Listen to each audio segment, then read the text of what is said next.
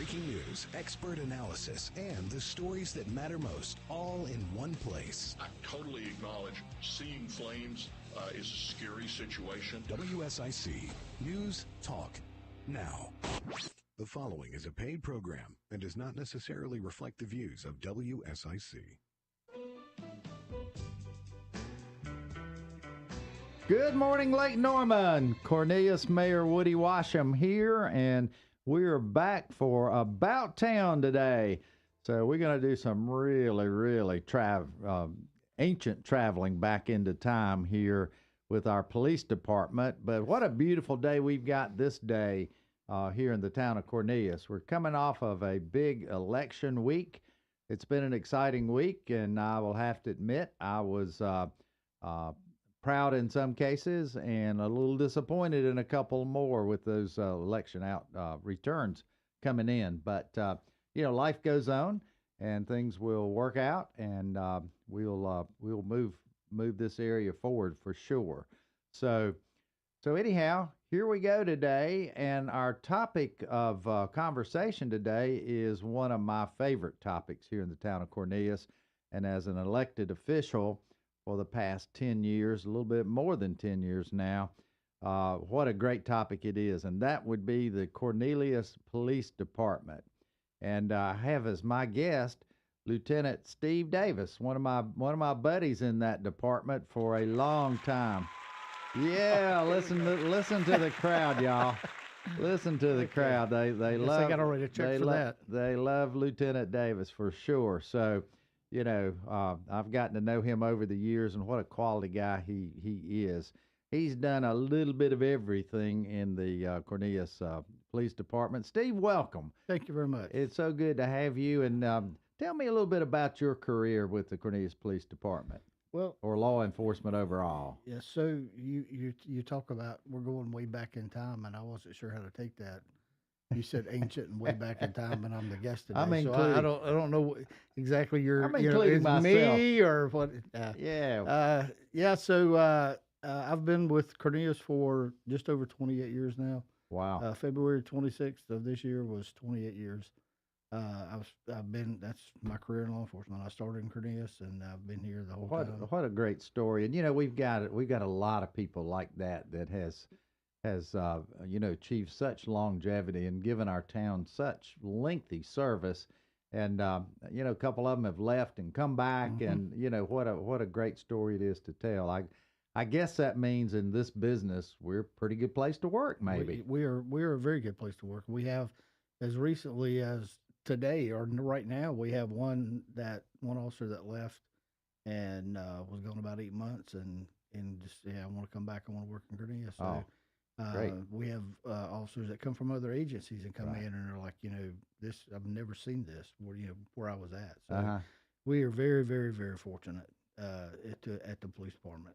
Well, you've had some great leadership over there, and now you're one of the leaders. And tell us what you do now, and then we'll go backwards with your career, and then we'll really dive back in town. Yeah.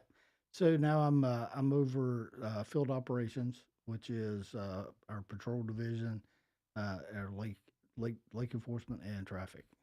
Oh, wow. So I supervise that division. So your guys give the tickets, right? Yes. Yeah. Okay. Okay. Yeah. Well, if you want to talk to Lieutenant Steve about that, you can call us at 1-844-STUDIO-4 and see what kind of advice he gives you about not getting a ticket in the town of Cornelius, because you will get a ticket. You will get a ticket if you break the law. Absolutely. And that's not a good thing to do here. We got to keep it safe for sure. So that's what you do. You've done a little bit of everything. I think I remember you on Lake Patrol, don't I? I've done probably the only division I've worked in every division as an officer and supervisor, with the exception of our communication center. Gotcha. So I've been in community policing. I've done investigations, patrol, lake, traffic. I may have done a little bit of everything. Yeah. Well, that certainly adds your value to this whole equation with why we're as good as we actually are here in the town of Cornelius. So as far as your ranking in, I know you guys, we just don't take take your word that you're really good, but there's, I guess, rankings and classifications. Sure. There's exams you go through. Tell us about that. How you really rank is in terms. I think you've got a group coming back in soon, don't you? The CALEA. Yeah. So our agency is CALEA accredited. Right. So it is it's an organization that basically sets a group of standards, and you have to meet those standards. Right. And an example of that, and this is just a small example, if our agency unlocks cars, which we do, the CALEA standard may say that if your police department unlocks cars, then you should have a waiver form signed, release and liability. Mm-hmm. And so that's their standard. So what we have to do is make sure that's in policy, and then we have to have a waiver form. And so when they come by and they do our accreditation, then they look at that, and then we have the standard, we have the policy that says we meet that standard, and then we have a proof that backs that up. Exactly. One of the neat parts of our law enforcement in this area, I think that plays right into it. You mentioned the one area that you had not been a part of was the communications Mm-hmm. area. And how fortunate do you think we are that we've got our very own 911 center that's located right in the heart of our police station? Right. I there's no way I could really explain that anybody would understand how important that is. It is critical at times. I mean, if you're in Cornelius, you dial 911, you're going to the Cornelius Police Department. Yeah. If you need police, you're going to get police quick. If you're outside Cornelius and you have to go through some of these bigger PSAPs, you may even get put on hold if you dial 911. So not only that, but just the ability to our day-to-day operations for getting information. It's right there. The dispatchers know the officers. The dispatchers know the town. So Mm-hmm. when something happens, the dispatchers know kind of the area and things like that. It has just proven itself over and over again, the importance of having it there. And if we would ever lose it, it would definitely affect the quality of service that we could provide to the town. It really would. And as long as I'm around, my support is definitely behind not only the whole department, but that particular function. And it cost our taxpayers some money to have our own 911 center. But every indication I get is our taxpayers want it. They feel better having it. And, I think the proof is in the performance that we have in our responses and Right. things like I mean, that. I'm a little biased because I work for the Cornelius Police Department, but I will tell you, if as a citizen, if I lived in the town of Cornelius and I had the option, I would 100% support that. It's one of those things. If you don't have it or you don't need it, you really don't know. But when you do need it, then you're like, oh wow, I really need that. Yeah, one of the advices I give citizens when I talk to them, I'm speaking to them about safety is don't hesitate. If you see a problem, call 911. It's okay. It's okay. Absolutely. You aren't bothering people. Yep. Just call it. Don't That's put it right. out on Nextdoor or Facebook. Call 911 if you think Right. you've got a problem. Right. So here we are today in lovely town of Cornelius, talking to Lieutenant Steve Davis with the Cornelius Police Department. It's a delight anytime you get the opportunity to talk about our wonderful police department, but to have a special guy like him that's been here 28 years, devoting his service to town of Cornelius is fantastic. Cornelius Mayor Woody Washam right here. We'll be right back. Don't go anywhere. We'll return with more of Mayor Woody Washam and About Town in just a moment on 105.9, 100.7 WSIC. Local starts here. Well, dry weather has made a return for a couple of days before our next wet weather system kicks off the upcoming weekend.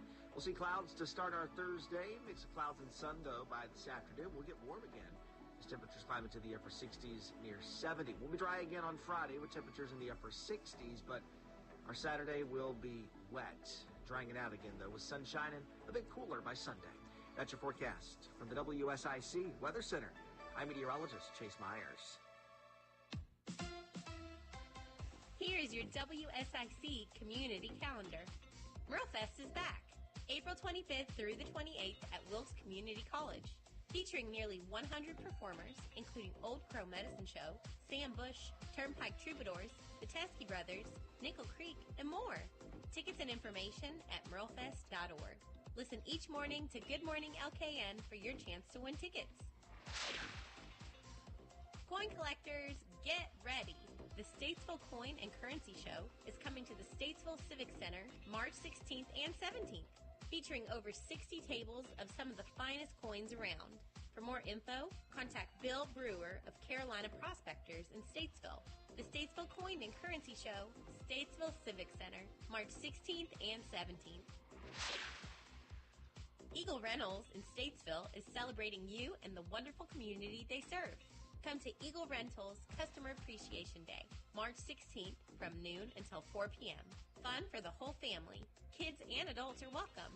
Eagle Rentals Customer Appreciation Day, March 16th, 3435 East Broad Street in Statesville. Want to see a Tyrannosaurus Rex? How about a Triceratops? Dinosaur World Live is coming to Kane Center for the Arts, Friday, March 29th. That's not the only fun family adventure coming to the Kane Center for the Arts. Dinosaur World Live, Friday, March 29th. For tickets and to see the entire spring lineup, visit canearts.org. That's CAIN arts.org. Have an event you would like to tell people about? Yard sales, estate sales, and everything in between? Visit WSICnews.com and click on events to submit your event today. About Town continues now. Here's your host, Cornelius Mayor Woody Washam, on 105.9 100.7 WSIC. Local starts here. And we're back. Cornelius Mayor Woody Washam here, and we are about town today talking with one of the leaders in the Cornelius Police Department, Captain Steve Davis. Again, welcome back, Steve. And, we were talking about this 911 center that's so valuable to the town of Cornelius, and we've got room. I hope these other towns, surrounding towns, will begin to talk to us. They were part of 911 at one point, and then went some different ways for different reasons, mainly cost reasons. But anyhow, we hope we can wrap them back one day. So we'll work toward certainly doing that. So that's kind of where we are now, and I have lived in Cornelius all my life, and one of the great assets that we've always had in this area has been our police department. But I've seen that thing grow from one or two policemen, probably one, to I don't know how many sworn officers do we have now? About 60 or 70? 66 sworn officers now. So we've come a long way from Puckett and some of those guys that signed on with us many, many years ago. So our town's evolved, but so has our Cornelius Police Department. We've rolled with the times. I'm positive about that. So let's step back just a little bit, and Captain Davis is something else too that I didn't note earlier, and that is, I think we could probably call him our official historian, or the unofficial historian for the Cornelius Police Department, and he has got some rich history and some rich stories. And what does this go back to? Probably before I was born, I hope. Here we go back. Yeah. Here we go. So, 1905, the town was chartered. Yeah. And in the charter itself, it named the mayor and the commissioners, and it appointed. It said, okay, now you guys go back, and you got to hire. I think it was a treasurer, and you have to have a constable. Mm-hmm. So it started with a constable that I have no idea who that was. Mm-hmm. So it's a little bit hard to kind of really get a good grasp on the history, because it wasn't Cornelius and the newspapers. It was Limley Township sometimes. So it's kind of hard. And Cornelius was not really big, and the county was the police for the most part. So you didn't have a lot in the newspaper about Cornelius as far as the police department. So this all started with a conversation with Chief Black about our chiefs, past chiefs, and we had no idea. We had no idea who our chiefs were, and I'm like, wow, that's crazy. So, I love history, so I just kind of started going back and looking, and then it just kind of went. I went down a rabbit hole. I spent hundreds of hours researching. Yeah. And I mean, I went back as far as 1916 with an article that said Cornelius Police Chief Go Forth or in Go Forth. So I don't have anything else other than that article. So I'm assuming he was a police chief here. So I mean, we're going back to 1916 with a police chief, and then in 1936 I found an article. The Cornelius Post Office was entered and nothing taken. And that was a quote from Chief C.A. Webster, Police Chief C.A. Webster. Yeah. So we had a police chief in 1936. Now he was probably the chief because he was probably the only police officer. So, but beyond that, I kind of go up to really the first kind of official police chief that I can say was Hollis Reed. Yeah. And that was in the 50s. I remember Hollis. You remember Hollis? I do. So this is a great story, and I have to tell this story. I had no idea who Hollis Reed was, and I'm doing all this research, and this was 2 years ago, and I can't find anything on Hollis Reed. And I'm like, I want to know something about this guy, so I'm researching. There's nothing there, and I don't even know how I found this out, but Hollis Reed's daughter is Sharon Bumgarner. That's right. She sure is. Sharon Bumgarner's son, Jeremy Bumgarner, was a police officer for us for a short time. Yep.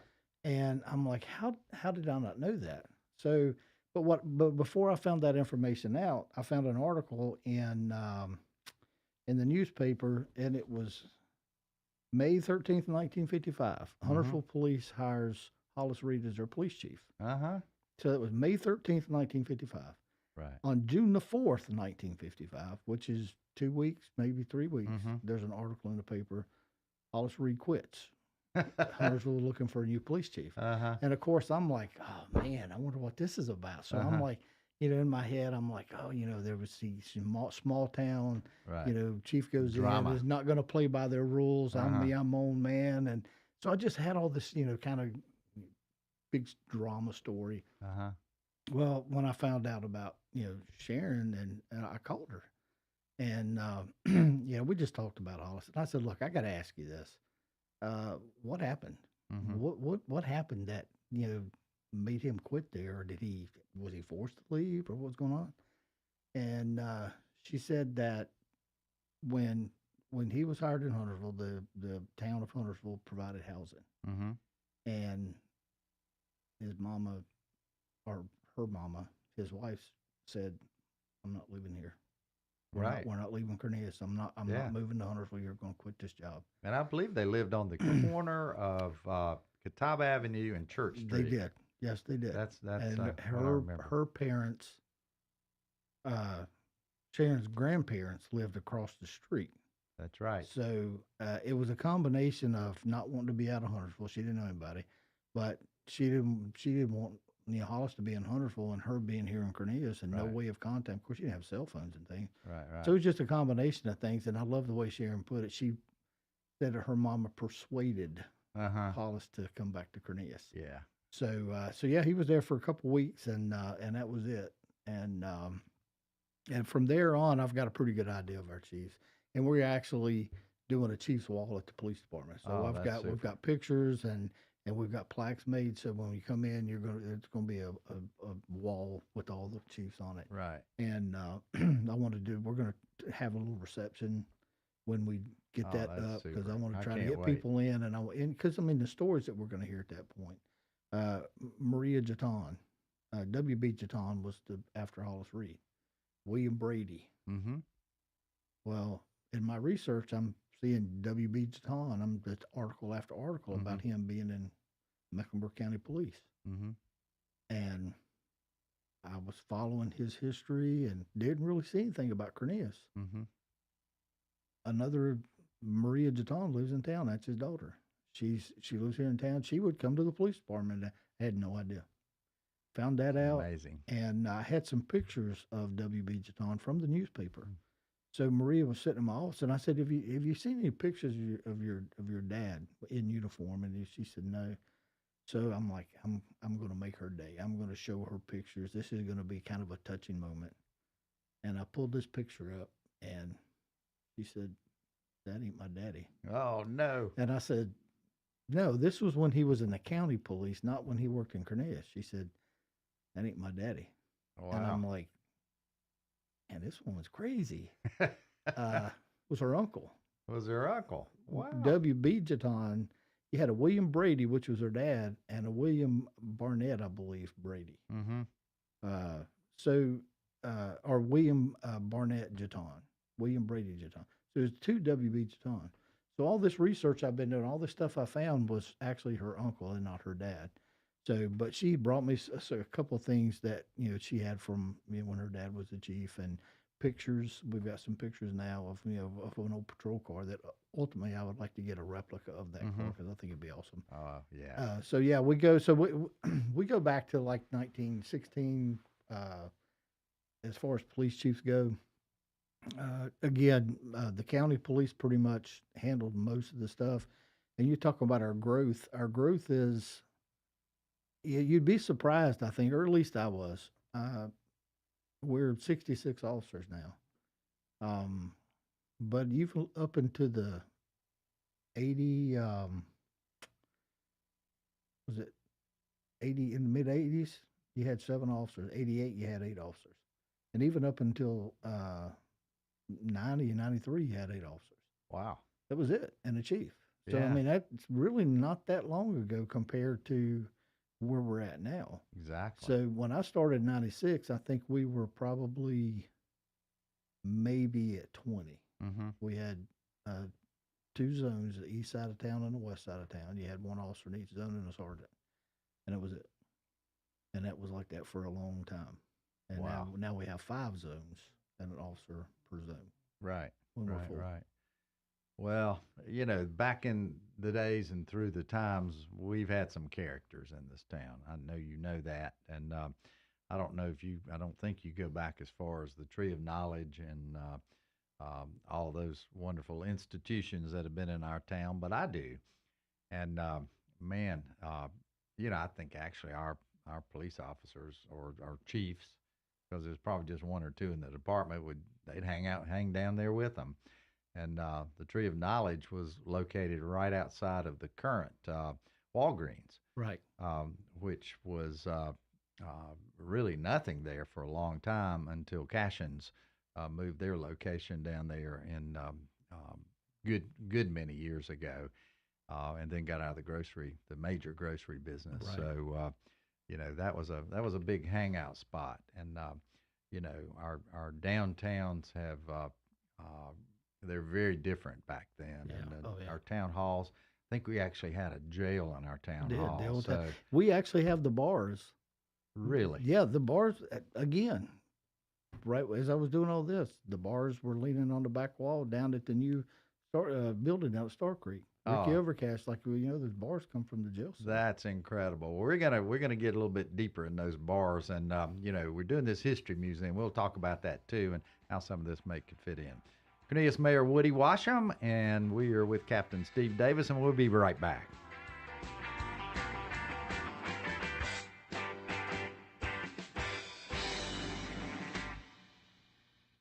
Don't go anywhere. We'll return with more of Mayor Woody Washam and About Town in just a moment on 105.9, 100.7 WSIC. Local starts here. Well, dry weather has made a return for a couple of days before our next wet weather system kicks off the upcoming weekend. We'll see clouds to start our Thursday, mix of clouds and sun, though, by this afternoon. We'll get warm again as temperatures climb into the upper 60s, near 70. We'll be dry again on Friday with temperatures in the upper 60s, but our Saturday will be wet. Drying it out again, though, with sunshine and a bit cooler by Sunday. That's your forecast from the WSIC Weather Center. I'm meteorologist Chase Myers. Happening now at Randy Marion Ford Chevrolet in Statesville. How about a new car, truck, or SUV? What a better way to start 2024 than at Randy Marion Chevrolet in Statesville. Randy Marion Ford Lincoln taking advantage of a special purchase of 2023 Mazda CX-30s. These are the carbon editions starting at $24,770. You pick the color. Here today, Randy Marion Chevrolet in Statesville, Randy Marion Ford Lincoln. We have got the king of price deal. Like always, 2024. Come see them today. The Statesville Family YMCA reminds you that older adults and those with chronic health conditions don't need to feel they must accept impaired balance and limited mobility. Build strength, improve balance, and gain confidence in your mobility through the Moving for Better Balance program. For questions and additional information, email C. Mullins at ymcanwnc.org. Getting quality employees to fill positions in your company is essential, but finding those people can be a major hassle, unless you use ZipRecruiter. ZipRecruiter makes finding quality people a breeze, and right now you can try it for free at ZipRecruiter.com/free. With ZipRecruiter, one click sends your job to hundreds of top job sites. But more than that, ZipRecruiter's advanced technology identifies the candidates with the skills you need, sends you a list of great matches to review, then actively invites them to apply for your job. And the results speak for themselves. 4 out of 5 employers who post on ZipRecruiter get a quality candidate within the first day. That's right, the first day. Now you can focus on your business and let ZipRecruiter do the work finding the best people for you. See for yourself. Experience the ease, efficiency, and power of ZipRecruiter for free. Just go to ZipRecruiter.com/free. That's ZipRecruiter.com/free. ZipRecruiter.com/free. This is a Bloomberg Money Minute. As the popularity of obesity drugs skyrockets, so do their prices. Today there's a deal to curtail that, but not stop it. Health insurance giant Cigna has struck deals with Novo Nordisk, maker of Ozempic and Wegovy, and Eli Lilly, maker of Mounjaro and Zepbound, to limit spending increases for the class of drugs known as GLP-1s to a maximum of 15% a year. That compares to the 40 to 50% jump some employer health plans are enduring right now.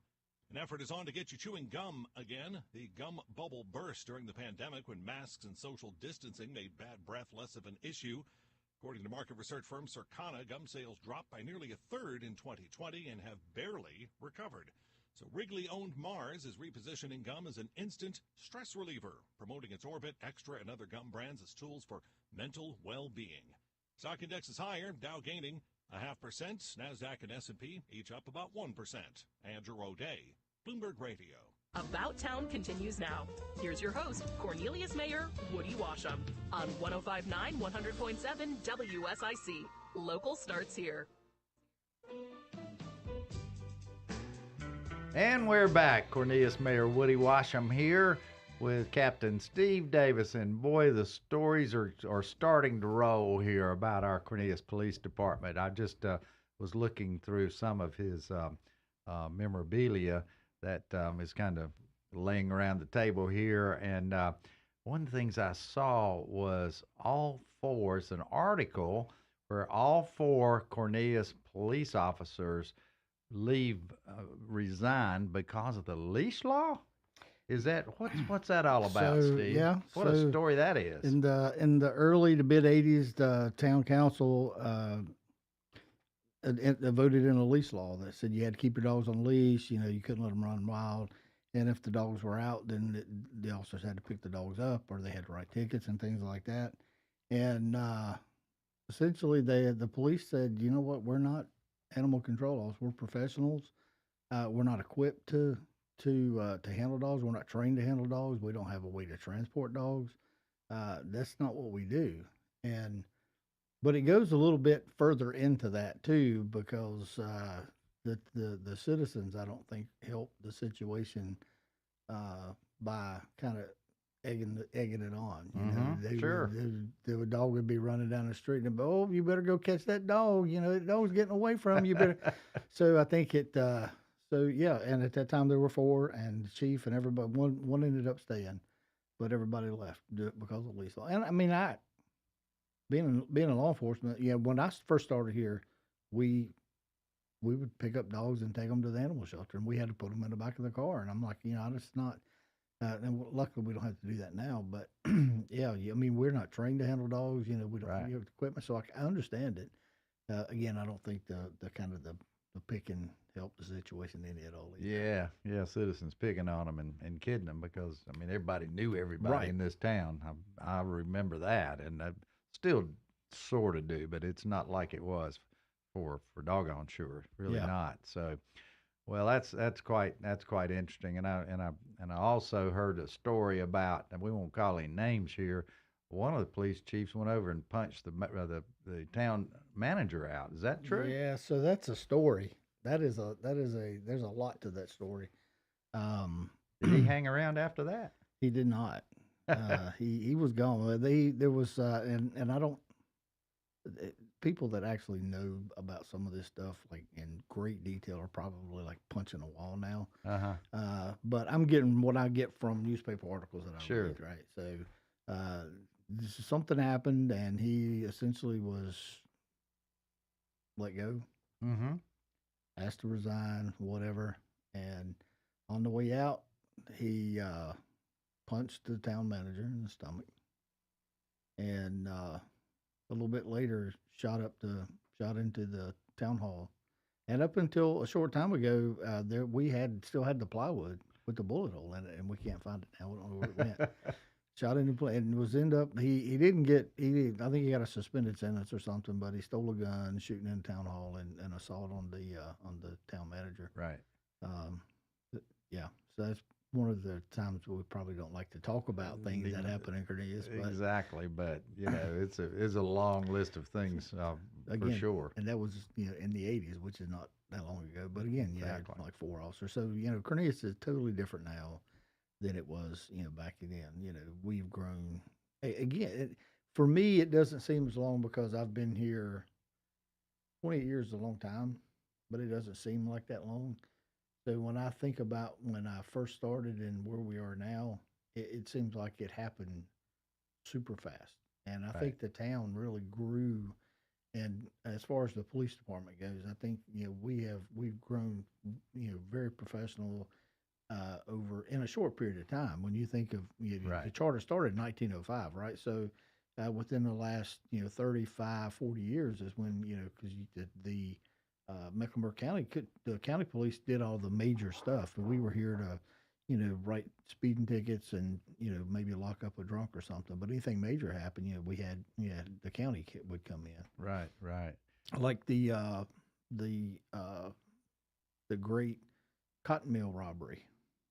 Cotton mill robbery. Cotton mill robbery. Oh, that was a big thing. Goodness. I got the article of that. Ooh, wow. Yeah. That was 1936, I believe, in February. The girls that were working in the finance office was putting the money in envelopes to get payroll ready, and 2 guys with dark glasses and guns waving ran into the cotton mill and put everybody on the floor. Get on the floor and stole an astonishing amount of money. This is what the article said. The $3,600. $3,600 back then was a great deal of money. But it was. Stole $3,600, put them all on the floor, and then jumped in a car and took off. Wow. And eventually they were all 3 were caught.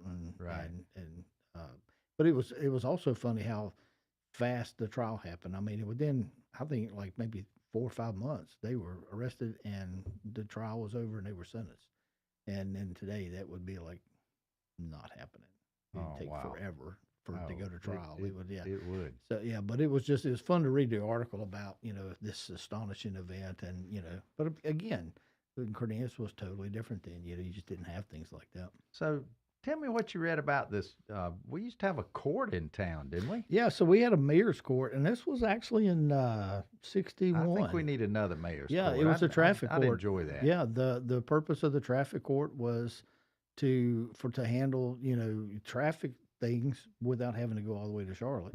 And I don't know a ton about it because it really doesn't get into a lot of detail about the traffic court, but it was something that the town board said we need to do this, and it happened, and we had it for a while. And I saw an article that said things are going great with traffic court. And then I didn't find anything else about it. So I'm not sure what happened to it. But I can tell you the police officers in the town of Cornelius would love to have a traffic court. Oh, I bet they would. I mean, I don't think anybody would understand how much people or the police officers would love to have something like that. I think we've worked over the past, 25 years trying to get a magistrate up here, and that hadn't happened yet. We closer now than we were, but I'm not putting any money on it.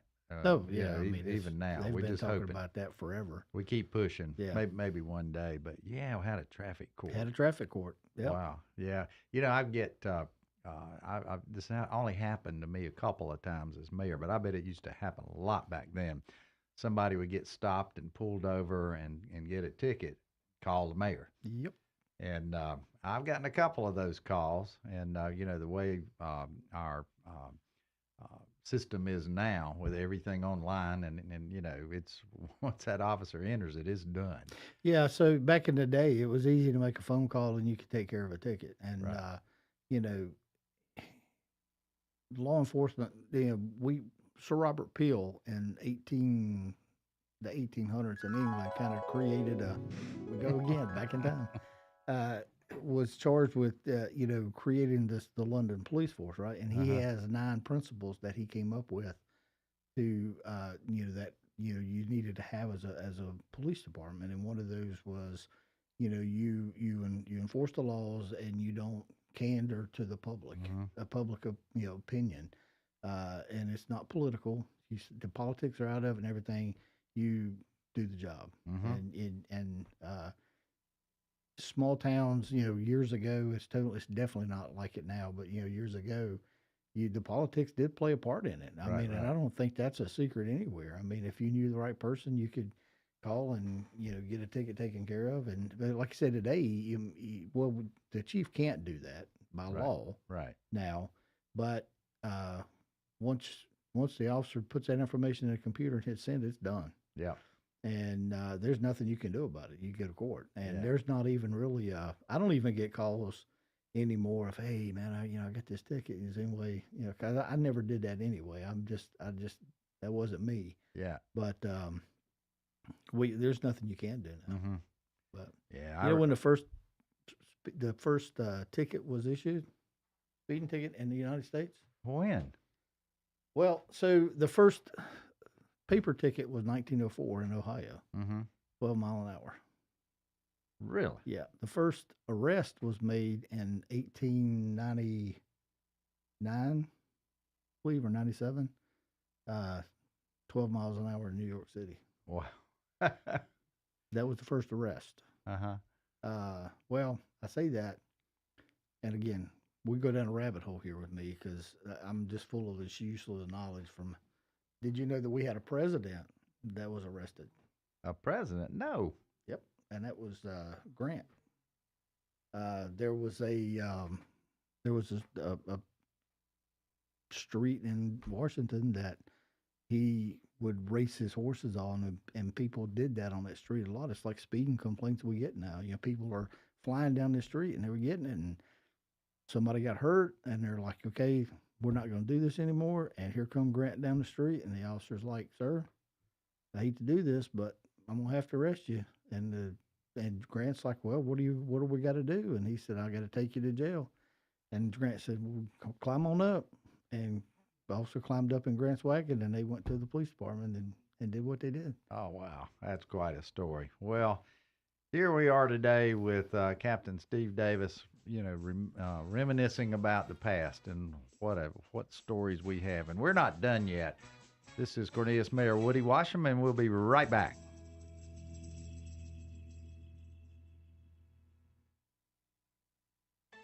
Well, dry weather has made a return for a couple of days before our next wet weather system kicks off the upcoming weekend. We'll see clouds to start our Thursday, mix of clouds and sun, though, by this afternoon. We'll get warm again.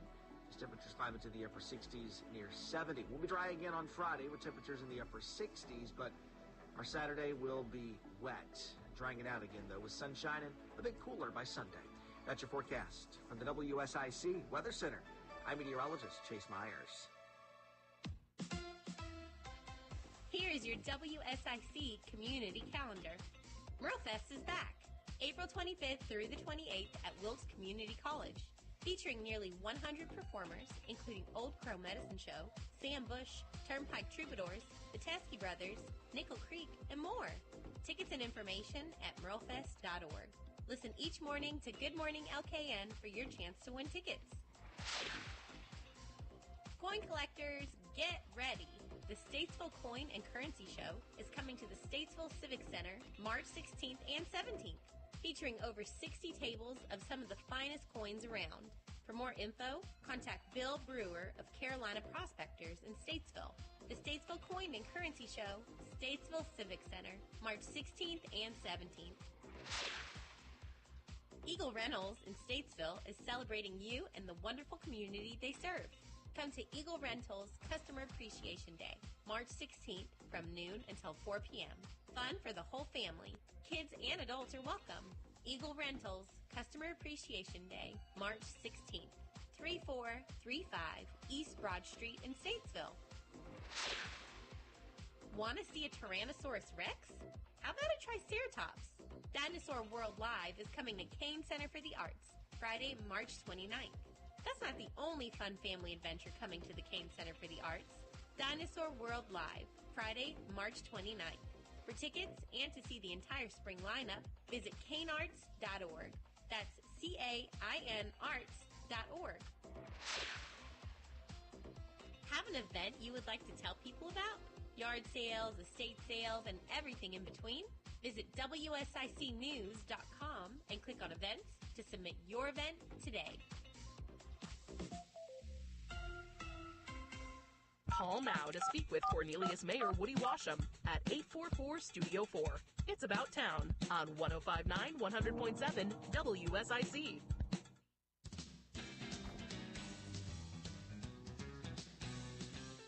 Cornelius Mayor Woody Washam here, and we are about town today with the Cornelius Police Department Captain Steve Davis. And, you know, this show is bringing back so many wonderful memories to me about stories. And, you know, I'm a real advocate, Steve, I know you know, of really capturing some of this history. It's real magical to me. I know the fabric of our town has been building for years and years and years, and that's why it's good to have folks understand why we're like we are, right? And what built us into the town that we are today. I think that you know, one of the things I have enjoyed about being a native here and being mayor in these kind of times is that I can relate to that fabric. I don't go back to 1905, but I go back a ways, and you know, I've lived probably half that time, half the existence of within my lifetime of the town of Cornelius, and you know, we have had some incredible moments here, and you know, I remember when we celebrated our 100-year centennial many years ago. My kids were in the parade, so that was a proud moment. But anyway, a lot of fabric there that puts it in place, and where that has evolved us to, with all these rich stories you've been hearing today, and this is just a fraction of the stories that are out there. Some of them we can't tell. I mean, they're just, you know, the kind of things you just wouldn't want to admit to sometimes as it relates to our public safety operation. But, you know, we've evolved to a point where community policing is a critical part of our mission in the town of Cornelius. And we work hard in keeping a step ahead of that. But it's because of where we've come from.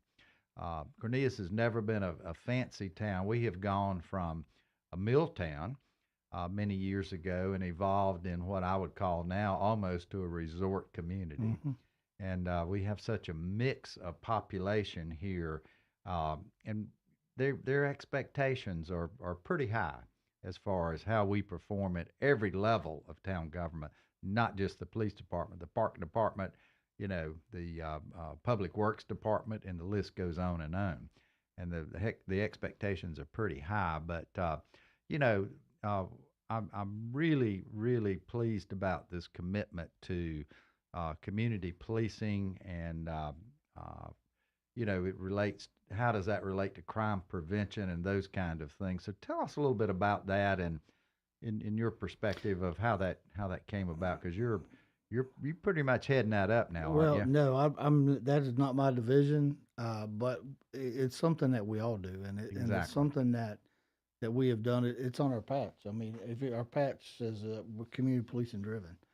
We have been a community driven agency since I started here. This is something that is, like you said, it's not something we just said, hey, let's do that, which that's what some agencies are happening in today's world. Like, hey, we need to get back into community policing. We've never got out of community policing. Right. We have always done that. And you don't flip a switch. You No, got to grow no, into it, I you have think, to, right? and going back to Sir Robert Peel's principles, and I read these nine principles that were in the 1800s, the mid 1800s, and it seems like all nine of them are applying today. One of them is to recognize always that the power of the police to fulfill their function and duties is dependent on the public approval of their existence, actions, and behavior, and on their ability to secure and maintain public respect. I mean, is that not? I mean, that may be more true now than it's ever been. In order for us to effectively do our job, we have to have support of the community, and we understand that. We have built that. Now, obviously, you're not going to have everybody support. There are people that don't like us for whatever reason, and that's fine. But it's something that we there's towns that have no community policing, that they don't have the support of the systems, and the officers hate it. They hate working there, and they hate going to work like that. And there's not a day that goes by probably that I don't go out here in town and somebody says, hey, thank you for what you do.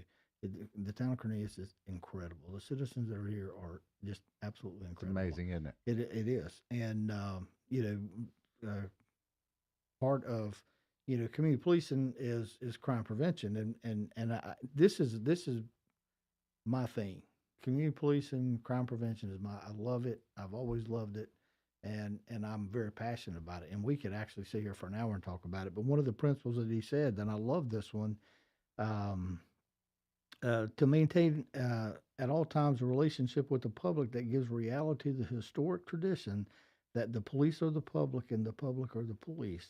The police being only members of the public who are paid to give full-time attention to the duties which are incumbent upon every citizen in the interest of community welfare and existence. So essentially, it's everybody's job. Crime prevention is everybody's responsibility. Police officers are just paid to give full-time attention to it, but it takes everybody to do it. And years ago, you didn't have it. You didn't have paid. You either had people that volunteered or you had people that were made to do it as some type of punishment or something. But I mean, you can go back to the Statute of Winchester. I saw this and I thought it was very interesting. This is 1285. Now, there was a lot of problems with, crime in the villages and cities and all in England. And the king, I think it was King, I'm not even going to go there because somebody's going to have a fit and they're going like, no, it wasn't, is it? There we go. 1285. And it's essentially what the Statute of Winchester is what it is. And essentially what it's saying is that, we're going to have people,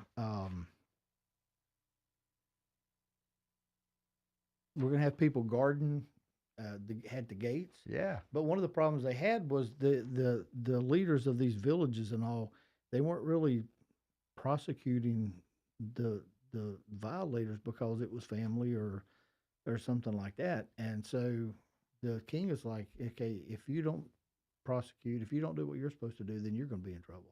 Well, it's just like raising kids in 100%. these times. There has to be consequences, Right?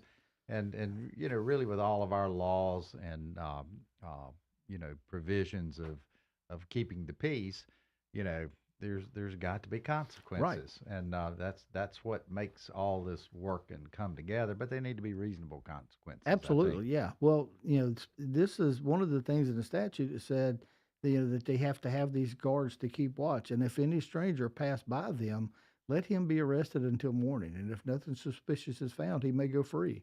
But if anything suspicious is found, let him be handed over to the sheriff forthwith, and he shall receive him without making difficulty and keep him safely and delivered in due manner.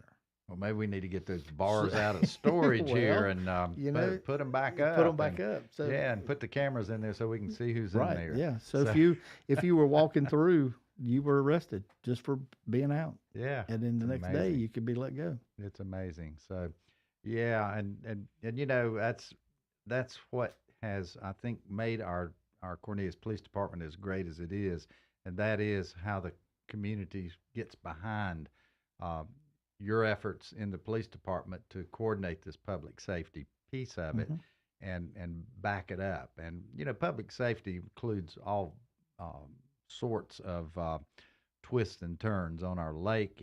It includes our fire services, and all this. And, you know, our community's behind that, and I know they are. It's such a heartwarming experience. I just have to tell you one story. It's in a police story, but it's close. A couple weeks ago, I've been working with one of our local businesses here, and the business is Mattress Express. Neil Jackson and the folks at Mattress Express stepped up and have donated 22 new mattresses to the Cornelius Fire Department. Oh, wow. 11 for each station right now to replace the old and worn and flattened out mattresses that have been in there since those buildings have been built. They stepped up and did that.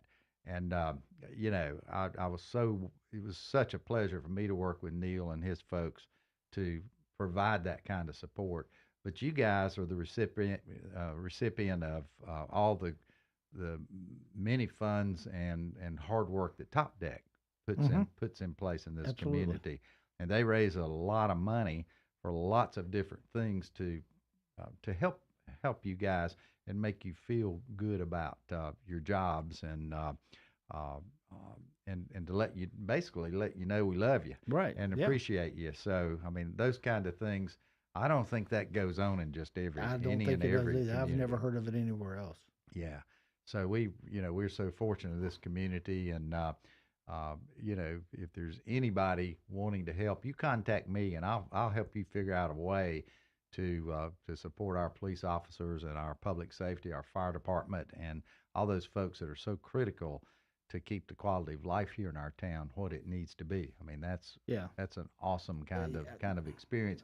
And it goes back for centuries and centuries, as you've noted here today. So anyway, but I was just going to say, you know, we have a Citizens Academy.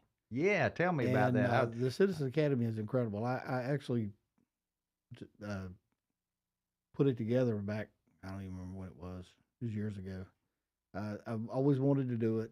Ben Toll came in and he's like, "Yeah, let's do it."